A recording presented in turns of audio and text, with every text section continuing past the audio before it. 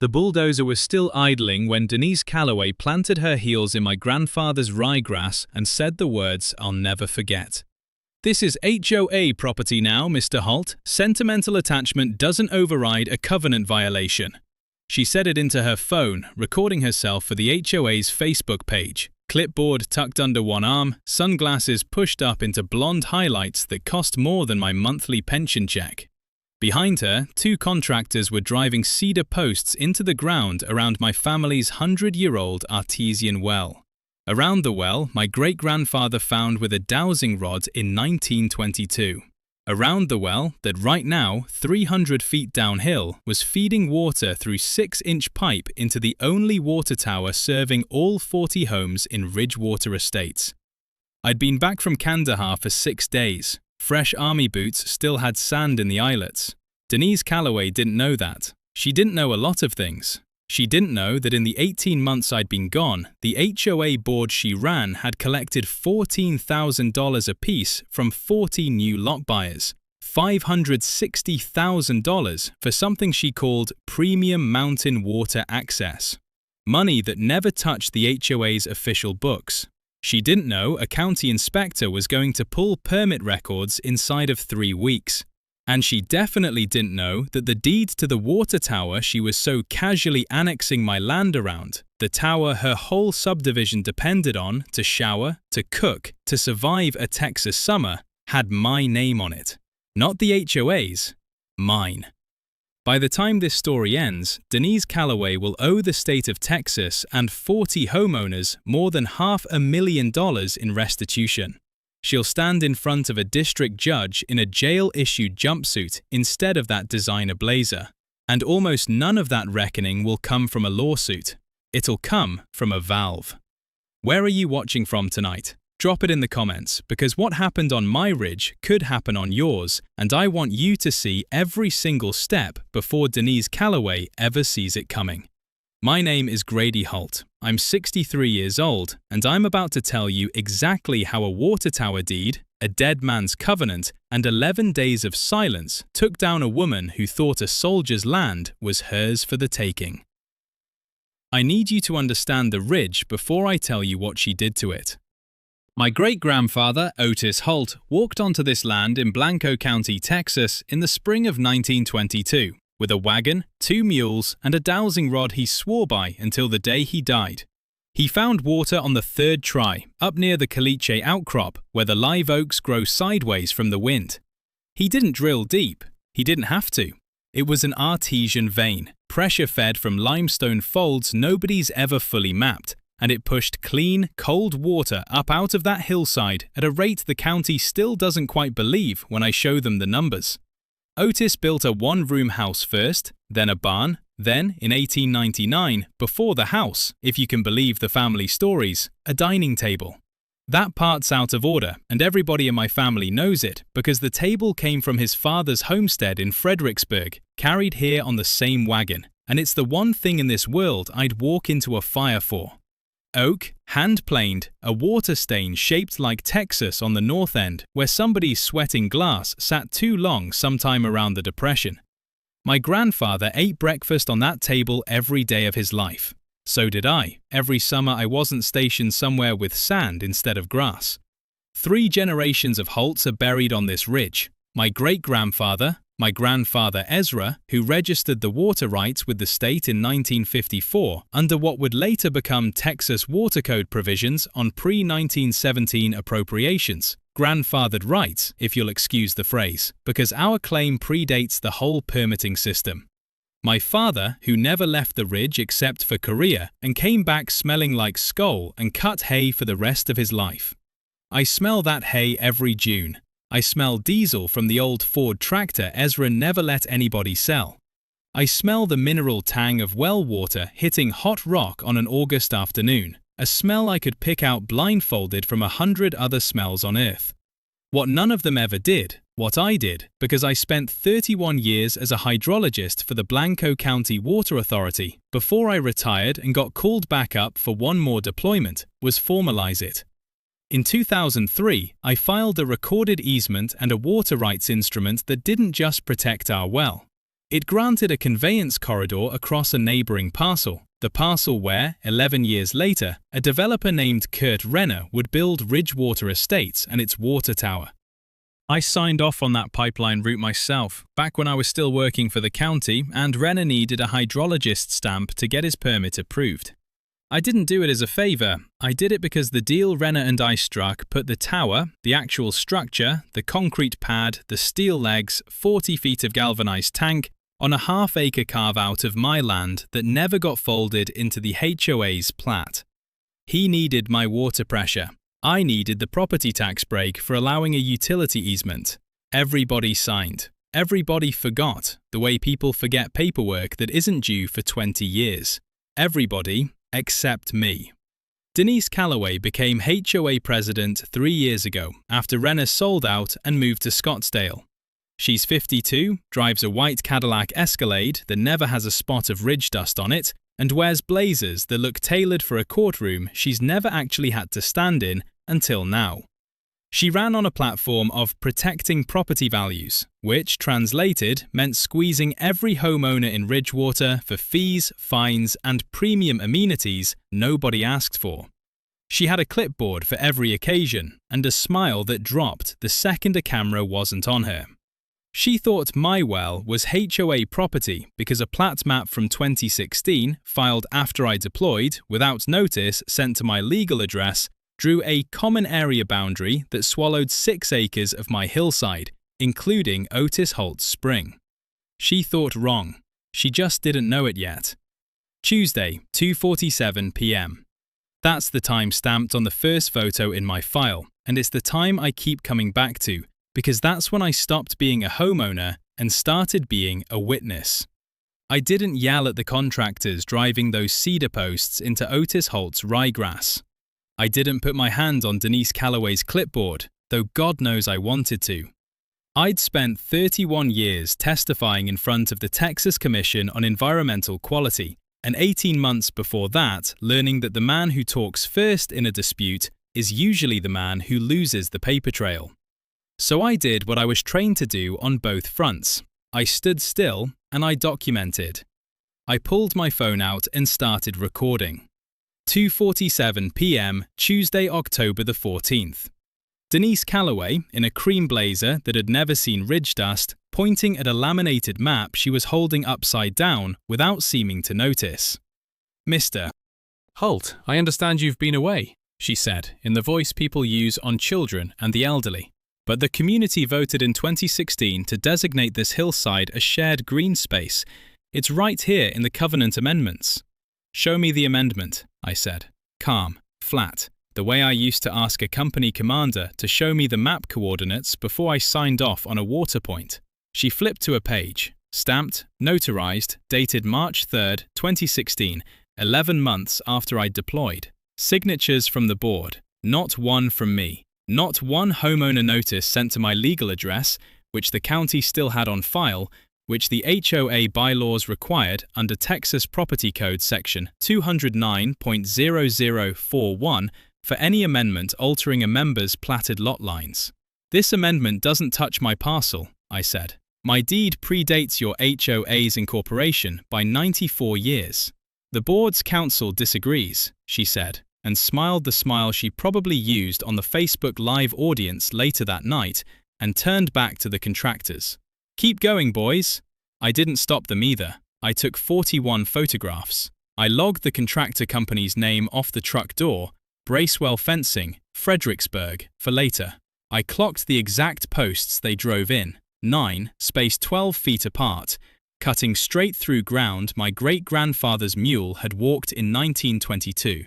3 days later, an envelope showed up in my mailbox, not certified, not signed for, just tucked in with the coupon flyers like it was nothing. A notice of covenant violation from Ridgewater Estates HOA, fining me $2,750 for unauthorized structure encroachment on common green space, a fine for having my own well on my own land, backdated 3 weeks, which happened to be the exact week I was still finishing out processing at Fort Hood.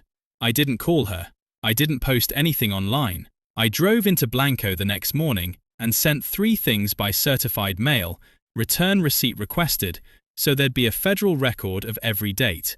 A formal dispute of the fine citing the recording requirements under Property Code Section 209.0041, a demand for the full 2016 amendment file, including notice logs, and a letter to the county clerk requesting certified copies of my own 1954 water rights filing and my grandfather's original plat. Then I went and knocked on my neighbour Eleanor Voss's door, because I'd heard from the mailman that the HOA had been leaning on her too, and something about that had been sitting wrong in my gut since the day I got home. Ellie Voss is 78. She lives 2 lots down from what the HOA calls common green space and what I call my family's spring. Her husband Walt flew helicopters in Vietnam and came home with a bad hip and worse lungs, and he died 4 years ago, and now Ellie lives alone with an oxygen tank on wheels that she calls Clarence because, she told me, a woman needs somebody to talk to. She answered the door that day in a housecoat, tubing running under her nose, and behind her I could see a stack of HOA letters on her kitchen table, thick enough to jam a printer. They want me to sign a proxy, she said, once she'd let me in and put the kettle on despite my objections. For the annual vote. Denise came by herself, no clipboard even, real sweet. Said since Walt's gone, I probably don't want the hassle of showing up to meetings. Said she'd vote in my interest. You sign it? I don't sign anything I don't understand anymore, Grady. Walt taught me that. She coughed, adjusted Clarence's tubing. But they fined me too. $400 for a mailbox post that's apparently non-conforming. Same post's been there since 1998. I looked at that stack of letters on her table and felt something shift in my chest. Something that had nothing to do with my own well or my own fine. Ellie Voss had a wall of dead husbands' medals in her front hallway, and a fixed income, and a woman in a Cadillac trying to vote her out of her own community by proxy. That's the moment the fight stopped being just about Otis Holt's water. That's the moment it became about every homeowner on that ridge who didn't have 31 years of hydrology training and a filing cabinet full of deeds to fight back with. The county clerk's office called me 8 days later. My records had come back, Ezra's 1954 filing, my own 2003 easement instrument, and something I'd nearly forgotten I'd signed 20 years earlier, the conveyance agreement with Kurt Renner, the developer, granting his subdivision a pipeline corridor across my land in exchange for a half-acre carve-out that never got folded into Ridgewater's HOA plat. I drove out to the actual water tower that afternoon with a tape measure and a GPS unit I still had from my county days, because something had been nagging at me since I read that clause. I stood under that 40-foot steel tank, in the shade it threw across scrub grass, and dropped a pin. The coordinates didn't lie. The tower sat almost dead center on that half-acre carve-out. My half-acre, deeded to me, Grady Holt, individually, not the HOA, not Ridgewater Estates Community Association Incorporated, a fact apparently nobody on that board had bothered to check in 11 years, because why would they, when Renner had built the thing, sold his lots, and left town before anyone thought to read the fine print twice. That was the moment the ground under this whole fight tilted, because a water tower needs a water source, and when I pulled the county's utility filings, public record, available to anyone willing to sit in an office for 4 hours filling out request forms, I found something that had nothing to do with cedar posts or covenant amendments.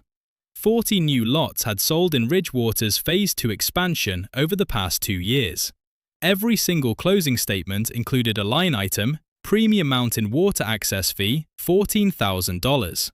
Not a state utility fee, not a county assessment, a fee collected directly by Ridgewater Estates HOA under Denise Calloway's signature for access to water that, I now knew, standing under that tower with my own GPS pin blinking on the screen, flowed from a spring on land she didn't own into a tower that legally sat on land she also didn't own and had never once been disclosed to the HOA's own membership in an annual budget report.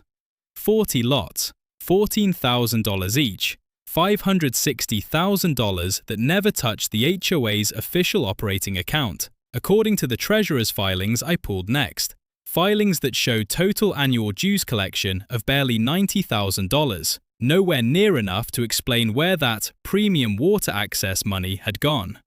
I sat in my truck outside the county records office for a long time that afternoon, Engine off, windows down, the smell of hot asphalt and dead grass drifting in. And I thought about Ellie Voss's proxy letter and my great-grandfather's dowsing rod and the fact that a woman in a white Cadillac had just tried to fine me for owning the very ground her whole subdivision's survival depended on.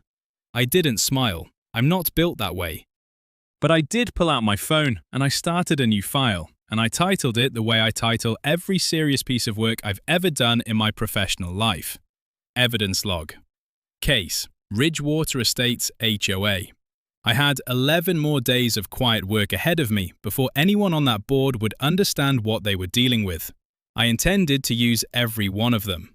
The next morning, I drove back out to Ellie's place with a manila folder under my arm, because a woman who'd been threatened with a proxy vote deserved to know what that proxy was actually protecting.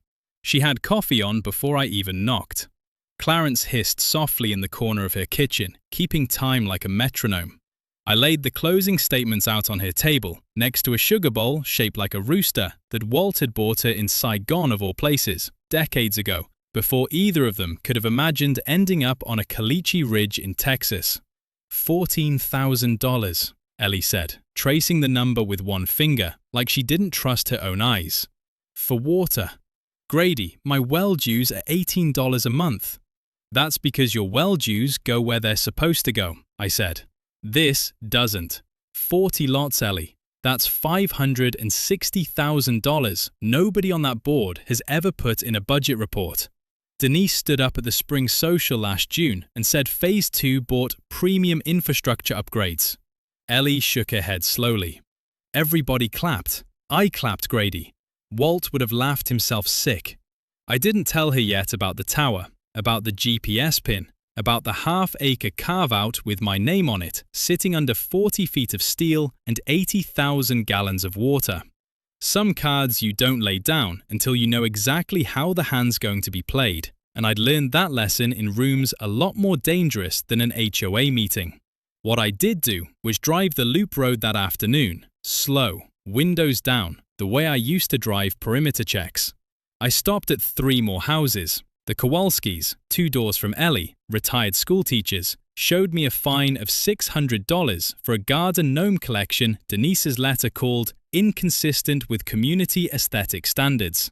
Old Frank Delgado, a widower with a bad knee and a good memory, told me he'd been asked twice to sign a proxy on account of his mobility issues, which was HOA speak apparently, for don't bother coming to the meeting where we vote ourselves more money.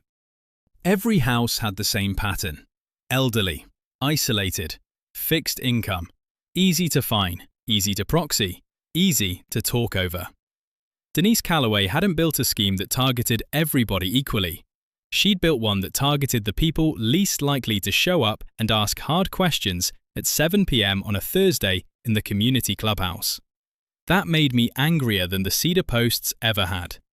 I went home that evening and sat at Otis Holt's Danish table, the water stain shaped like Texas catching the last of the light through the kitchen window, and I laid out everything I had.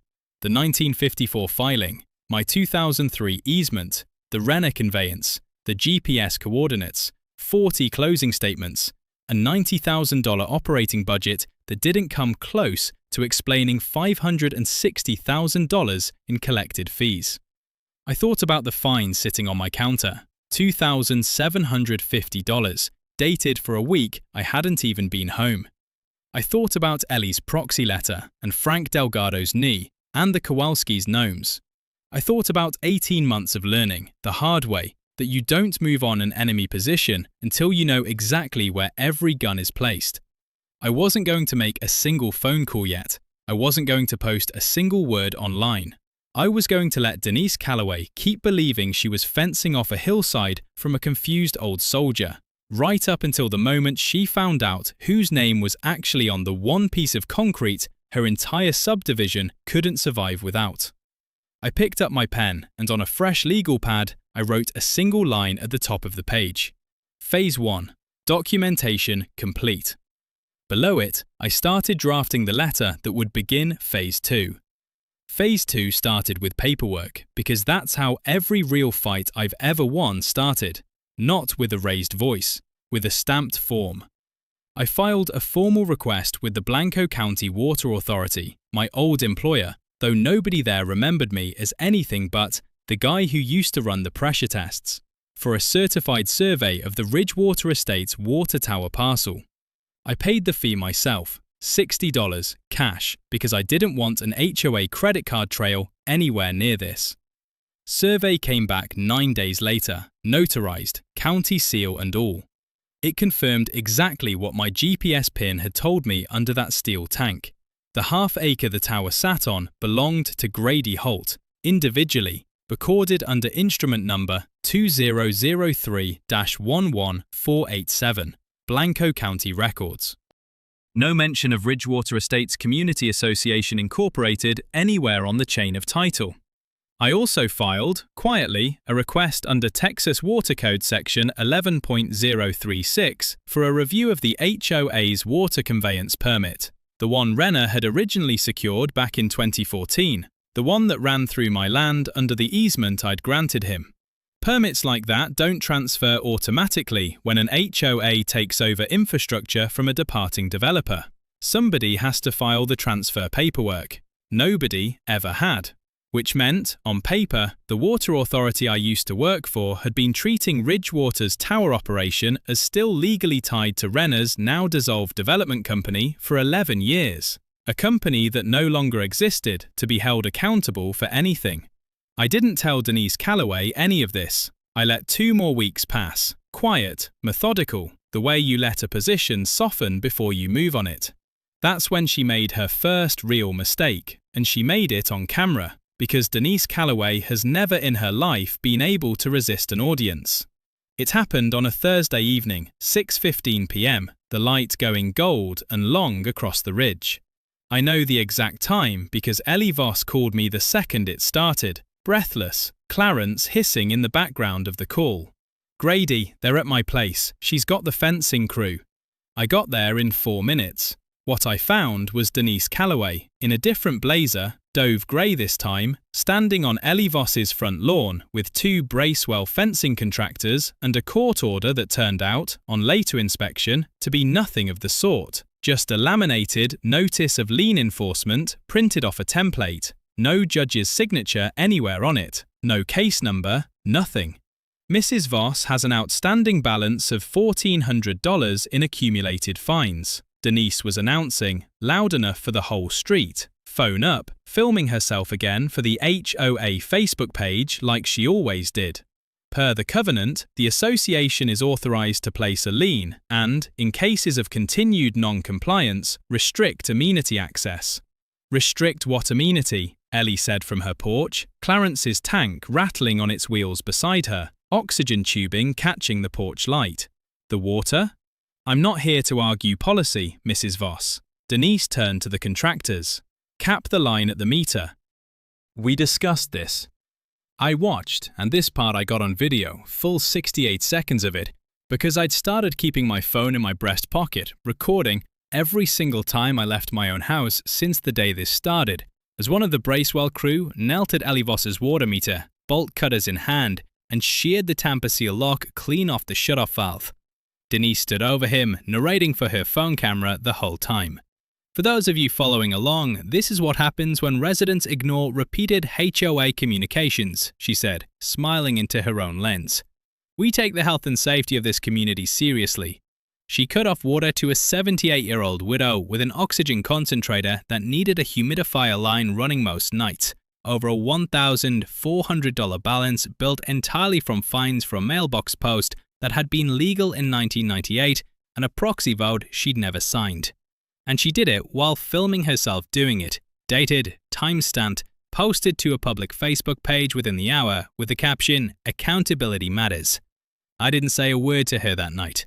I helped Ellie hook a garden hose to my truck's water tank and ran her enough to get through till morning, and I told her, "Don't sign anything, don't call anybody but me." Then I drove home and sat at Otis Holt's table and opened a new folder on my laptop. Here's what most homeowners don't know, and what Denise Calloway apparently never bothered to learn either. Under Texas Property Code Section 92.008 and related utility shutoff protections, and under the HOA's own recorded covenants, which I now had a certified copy of, the real one, filed in 1997, decades before any 2016 amendment, an association cannot terminate water service to a residence as a penalty enforcement mechanism without a minimum 30-day written notice, an opportunity for hearing, and, critically, without actually possessing lawful authority over the utility infrastructure being terminated. Denise Calloway didn't have that authority. She never had. Because the tower that fed Ali Voss's line, the meter that crew had just cut a federal-grade tamper seal off of, sat on my land, fed by my water, under a permit that had never been properly transferred to her association in the first place. She had just committed, on video, what would eventually be charged as interference with utility service and unauthorized property damage. The tamper seal itself was county property, and shearing it counted as an offence against a public utility fixture, not just a private nuisance. But I didn't call the sheriff that night. I didn't post the video. I filed it, dated it, and moved to the next step. Because an accusation without a trap behind it just gives your enemy time to build a defense.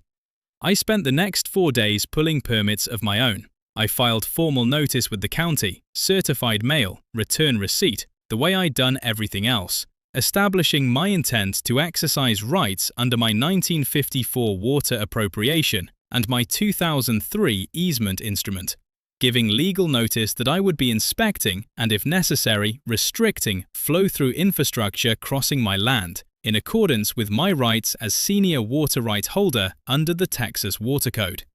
I sent an identical notice by certified mail to Ridgewater Estates HOA, addressed directly to Denise Calloway as president, with a return receipt requirement, so there'd be no argument later that she hadn't been formally warned. I invited 3 specific witnesses to be present when I finally acted, and I chose each one for a reason.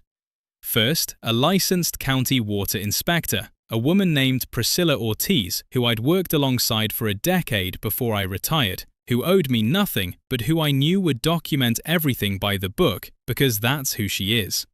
Second, a Blanco County Sheriff's deputy, off-duty, whom I asked to attend in a purely observational capacity, citing the earlier video evidence of a possible unauthorized utility tampering incident. Third, and this was the one that mattered most to me, Frank Delgado, the widower with the bad knee.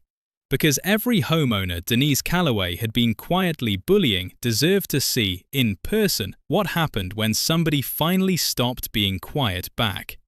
I didn't tell any of them the full plan. I told them a time, Saturday, 9 a.m., and I told them to bring their own eyes, because they weren't going to believe what they were about to see unless they watched it happen themselves. The night before, I walked up to the spring with a flashlight, past Otis Holt's cedar posts driven 11 months too late into ground his mule had broken a century before, and I stood at the old iron valve housing my grandfather Ezra had installed by hand in 1954. The one that controlled flow into the pipe running downhill toward a 40-foot steel tower with my name buried in a filing cabinet 3 miles away. I put my hand on the wheel, cold iron, rust flaking under my palm, the smell of wet limestone and night air thick around me. Not yet, I told myself. Saturday. Let them see it coming this time. Saturday, 9 a.m., cool for October. The kind of morning where the caliche still holds a little night chill and the live oaks drip dew onto dead grass. I stood at Ezra Holt's iron valve wheel with my hand already on it, and behind me, spread out across the hillside like a jury nobody had asked to serve, stood Priscilla Ortiz with her county inspector's badge and clipboard, a Blanco County Sheriff's deputy named Ruiz with his arms crossed and his cruiser parked discreetly on the access road, and Frank Delgado, leaning on his cane, jaw set the way I imagine it used to set 40 years ago before his knee went bad. I'd sent one more certified letter that week, this one to the entire HOA board, not just Denise, informing them, formally, that I would be exercising my senior water rights under Texas Water Code Section 11.121 to restrict conveyance through infrastructure crossing my property, effective Saturday at 9 a.m. due to unauthorized interference with utility fixtures documented on October the 24th. I'd given them notice, I'd given them time. Denise Calloway had ignored every letter, every certified receipt, every warning, because in her mind I was still just a confused old soldier standing in the way of 6 acres she'd already decided were hers. At 9:04, her white Cadillac Escalade came tearing up the access road, throwing caliche dust behind it, and she was out of the car before it had fully stopped, blazer flapping, phone already up and recording, because some habits don't break even when they should. "Mr. Holt, you cannot legally shut off community water," she said, striding toward me across ground her contractors had fenced 11 days too late. "That's a criminal act. I will have you arrested for interference with a public utility." "I own the tower that water runs into," I said. I didn't raise my voice. I'd learned a long time ago that the quietest man in the room usually wins it. "I own the half-acre it sits on.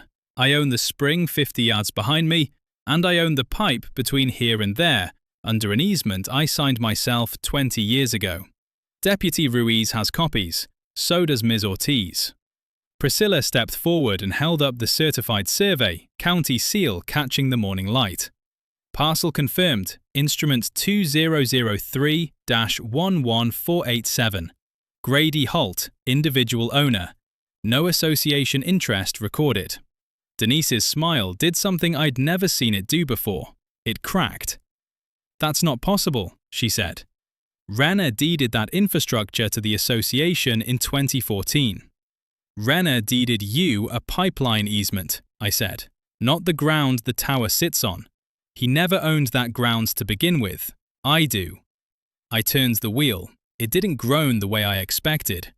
68 years old, that valve, and it turned smooth as the day Ezra Holt set it, like the iron itself had been waiting a long time to be used for something that mattered.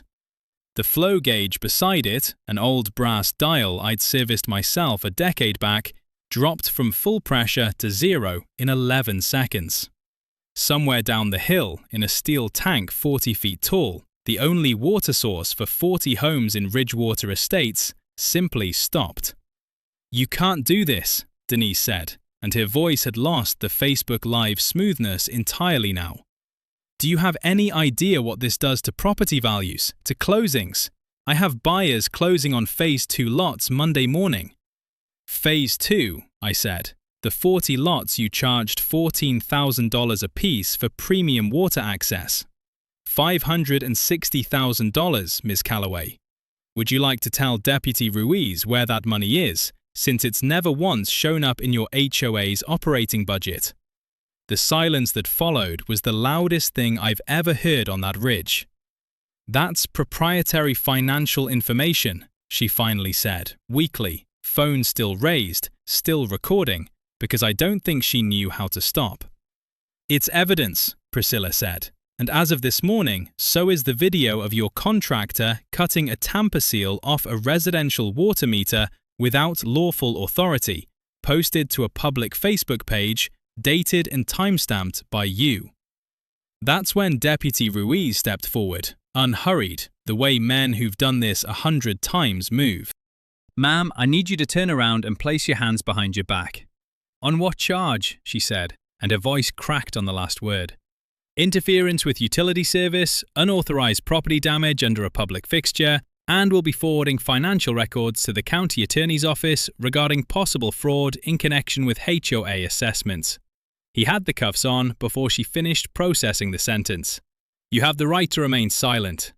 Frank Delgado, leaning on his cane at the edge of the gathered crowd, because word travels fast on a ridge like ours, and by 9:20 there were a dozen neighbours standing along the fence line, phones of their own now recording, said, loud enough for everyone to hear, "About damn time."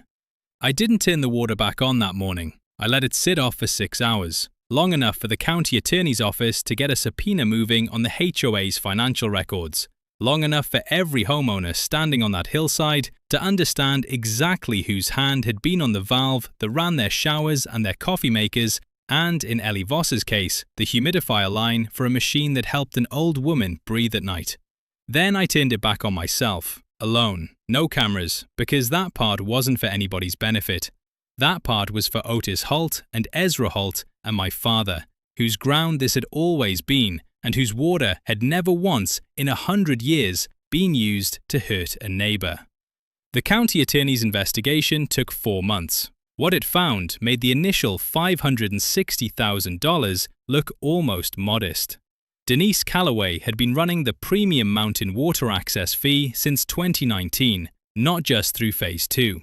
Forensic accountants pulled records showing she'd collected similar fees from an earlier round of lot sales too, bringing the total to $612,000 diverted from HOA-adjacent transactions into 2 shell accounts registered under his sister's maiden name. She'd used roughly $190,000 of it on personal expenses, including the Cadillac Escalade, before a district court froze what remained. She pled guilty to felony theft under Texas Penal Code Section 31.03, exceeding the $300,000 threshold, and to a misdemeanor count of criminal mischief for the water meter tampering. The judge sentenced her to 8 years, with parole eligibility after 3, and ordered full restitution, $612,000 to be repaid to the 40 affected homeowners, plus $14,750 specifically earmarked for Ellie Voss and 3 other elderly residents who'd been improperly fined and, in Ellie's case, had water service unlawfully terminated. The Bracewell fencing crew foreman who'd cut the tamper seal cooperated with investigators and avoided charges by testifying that Calloway had directed him personally and shown him a fabricated court order. The HOA's remaining board members, none of whom had known the extent of the diverted funds, resigned en masse within a week of the arrest.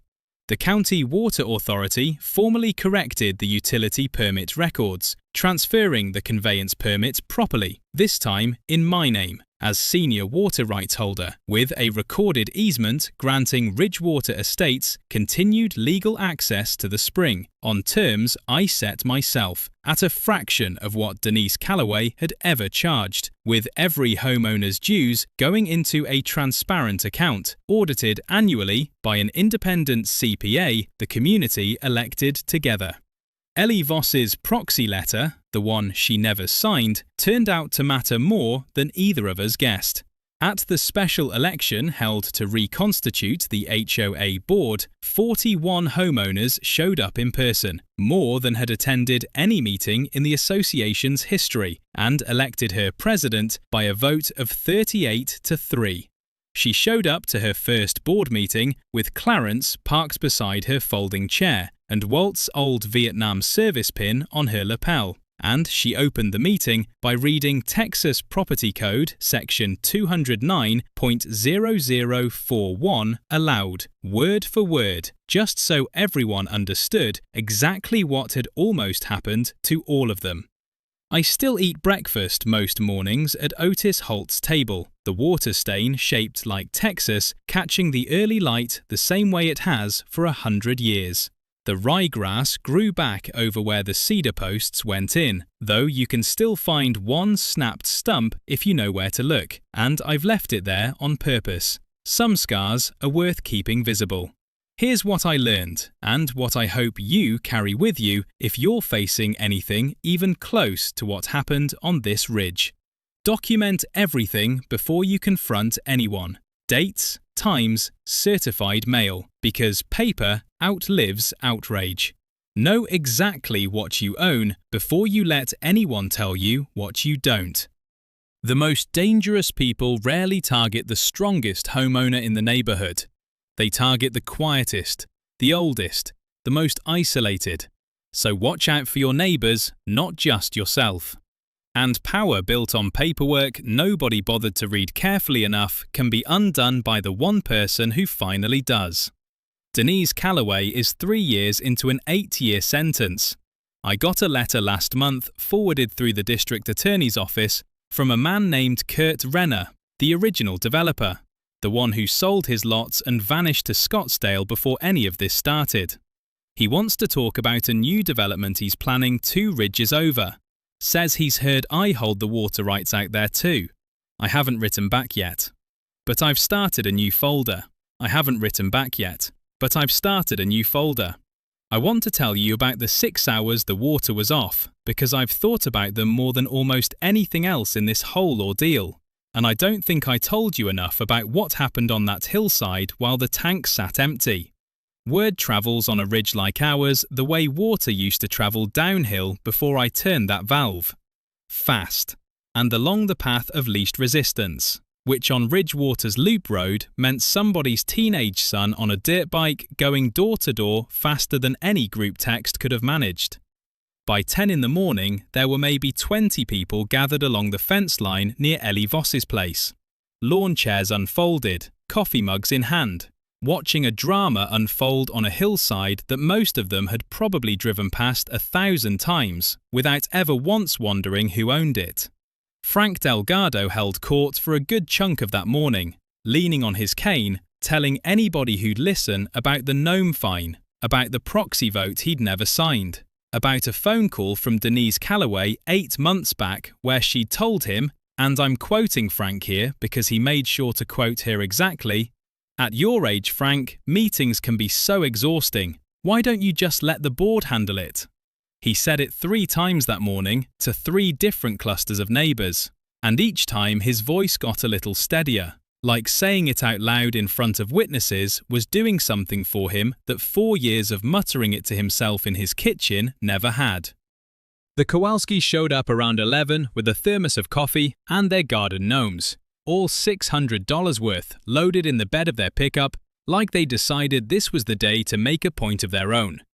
Mrs. Kowalski sent 2 of them right on the fence post nearest the road, facing out toward where the cedar posts still stood, and she didn't say a word about it to anyone. She didn't have to. I stood apart from most of it, honestly. 31 years of county work and 18 months in a war zone teach you the same lesson from 2 different directions. The man who did the necessary thing doesn't need to stand in the middle of the crowd celebrating it.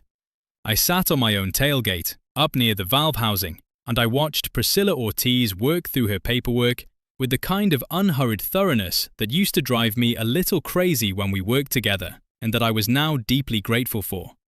She photographed the sheared tamper seal from 4 angles. She logged the flow gauge reading, 0, time-stamped. She bagged the seal itself as evidence, the way you'd bag anything that was about to matter a great deal to a district attorney. Deputy Ruiz walked over to me around noon, after Denise Calloway had already been driven off in the back of his cruiser, and he asked me straight out, "Why 6 hours? Why not just leave it off till the DA sorted the paperwork?" I thought about that question longer than I let on. Because 40 families on this ridge needed to feel it, I told him. Not to punish them, to understand it. Every one of them's been drinking water for 2 years without once asking where it really came from, or who was charging them for the privilege. I looked down toward the tower, empty gauge visible even from that distance. Sometimes people don't understand what they've been handed until it's gone for an afternoon. He didn't argue with that. He just nodded, the way men who've seen a lot of ugly things nod when somebody finally does something clean. By the time I walked back up to the valve at 3 that afternoon, alone, the crowd had mostly dispersed, gnomes and lawn chairs and all, back to their own kitchens to wait and wonder.